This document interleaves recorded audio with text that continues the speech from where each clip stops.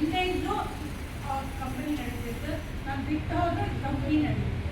So ನಾನು ತುಂಬ important ಅದು ಯಾವುದ್ರಲ್ಲೂ ಇಲ್ಲ ಅಲ್ವಾ.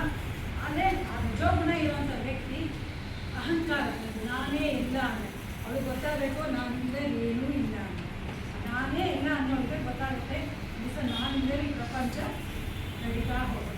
ಆ ಅಹಂಕಾರನ ಬಿಡುವಂತ ಹೇಳಿ. ನೆಕ್ಸ್ಟ್ ತಮೋಗುಣ.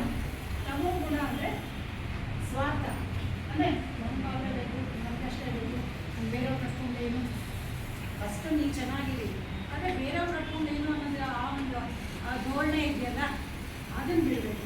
ನಾನು ಫುಲ್ಫಿಲ್ ಅಲ್ಲ, ನಾನೇನೋ ಕಲಿತಾ ಇಲ್ಲ, ನಾನು 4 ಜನಕ್ಕೆ ಶೇರ್ ಮಾಡ್ತಾರೆ, ನನ್ನಿಂದ ಯಾರಿಗಾರು ಒಂದು ನನ್ನ ಮಾತಿಂದ ಅಥವಾ ಸೆಷನಿಂದ ಕ್ಲಾಸಿಂದ ಯಾರಿಗಾರ ಹೆಲ್ಪ್ ಆಗುತ್ತಾ ಆ ಥರ ಕಲಿತಾ ಹೋದರೆ ದಟ್ ಈಸ್ ಕಾಲ್ಡ್ ನಿಸ್ವಾರ್ಥ ಸೇವೆ. ತಮೋಗುಣ ಆಯಿತು. ರಜೋಗುಣದಲ್ಲಿ ಸ್ವಾರ್ಥತೆಯಿಂದ ಬಿಡಬೇಕು ಅಂತ ಹೇಳಿ.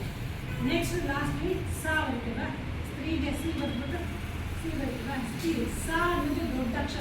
Once he close your eyes, see thoughts are coming like passing clouds. ಬರ್ತಾ ಹೋಗ್ತಾರೆ, ಸಮುದ್ರದ ಅಲೆಗಳು ಬರ್ತಾ ಇರುತ್ತೆ, ಹೋಗ್ತಾ ಇರುತ್ತೆ.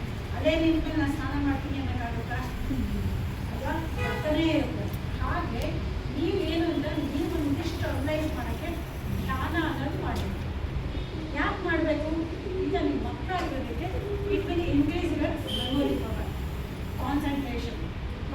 ಒಂದು ಸ್ಪಾಂಜಿಗೆ ನೀರು ಹಾಕಿದ್ರೆ ಎಷ್ಟು ಬೇಗ ಇಟ್ಕೊಳ್ಳುತ್ತೆ, ಹಾಗೆ ನಿಮ್ಮ ಮೈಂಡ್ ಪವರ್ ಅಷ್ಟು ಇರ್ತಾ ಹೋಗುತ್ತೆ ಯಾವಾಗ ಧ್ಯಾನ ಮಾಡಬೇಕು. ಯಾಕೆ ಆ ಧ್ಯಾನ ಅಂತಂದ್ರೆ ಏನು ಶಕ್ತಿ ಇರುತ್ತೆ? ಈಗ ನಾನು ಕಣ್ಣು ಬಂದರೆ ಕಣ್ಣು ಡಾಕ್ಟರ್ ಹೋಗ್ತೀನಿ, ಹಾರ್ಟ್ ಪ್ರಾಬ್ಲಮ್ ಇದೆ ಕಾರ್ಡಿಯಾಲಜಿಸ್ಟ್ ಹೋಗ್ತೀನಿ, ಕಿಡ್ನಿ ನಾವು ಪ್ರಾಬ್ಲಮ್ ಇದೆ ನೆಫ್ರಾಲಜಿಸ್ಟ್ ಹೋಗ್ತೀನಿ.